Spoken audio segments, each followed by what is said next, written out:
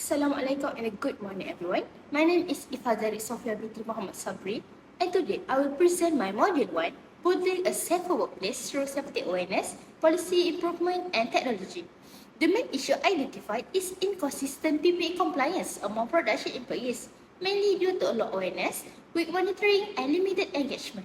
Therefore, the purpose of this module is to develop a structured workplace safety program through training, policy improvement, and technology support solution to improve PPE compliance and overall safety behavior. This module is supported by 4 theories: the health belief model, technology acceptance model, safety culture theory, and human resource management. The first phase is needs assessment and problem analysis. This phase focuses on reviewing current safety practices, incident records, and policies, as well as observing workplace conditions. HR, supervisors, and employees are involved to identify the actual causes of PPE non-compliance. This is important because the solution should be based on the real workplace situation rather than assumption. From an human resource management perspective, HR plays an important role in identifying employee needs and coordinating the safety program. The second phase is program development. Based on findings, specialized safety modules, visual safety materials, and communication aids will be developed. The program may include safety simulation, counseling, and feedback activities, especially for employees who repeatedly fail to comply with PPE requirements. This phase applies the health belief models because employees need to understand the risk and the seriousness of the workplace accidents, as well as the benefit of wearing PPE. By increasing the awareness of risks and benefits, employees are more likely to adopt safer behavior. The program will also be aligned with the revised safety policy and corrective action process. The third phase is technology innovation, which introduces 2 low-cost and easy-to-implement solutions. The first is the safety dashboard, which focuses on monitoring and reporting. Supervisors record safety observation, such as PPE compliance, and the information is organized into the dashboard. HR and management can then view PPE compliance, training completion, incidents and observation, including trends and problem areas. For example, if one production area shows low PPE compliance, supervisor can investigate the issue and take action through reminders, counseling, or training. The third phase is technology innovation, which introduces 2 low-cost and easy-to-implement solutions. The first is the safety dashboard, which focuses on monitoring and reporting. Supervisor can record safety observation, such as PPE compliance, and then the information is organized into the dashboard. HR and management can then view PPE compliance, training completion, incidents, and observation, including trends and problem areas. For example, if one production area shows low PPE compliance, the supervisor can investigate the issue and take action through reminders, counseling, or training. So the process is first observe, record, analyze, and then take action. The second technology is the digital safety reminder and communication system. This is to focus on communication and employee engagement.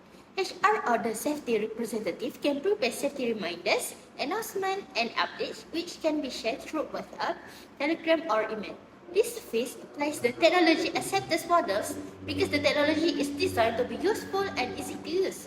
The dashboard is useful for monitoring safety performance, while WhatsApp or Telegram provides an easy way to communicate reminders without requiring an expensive new system. These 2 technologies work together. The dashboard identifies safety problems, while the digital system helps communicate the appropriate reminder or intervention. Therefore, the overall process is first monitor, identify the problem, communicate, take action, and monitor again. The fourth phase is monitoring and evaluation. After implementation, observation data and employee feedback will be collected. Pre- and post-evaluation can also be used to compare safety awareness before and after the program. Most importantly, workplace observation will determine whether employees actually improve their PPE compliance and safety behavior. This phase supports safety culture theory because safety should be measured not only through policies, but also through employee actual daily behavior. The results can then be compared to identify improvements and remaining gaps. The final phase is continuous improvement.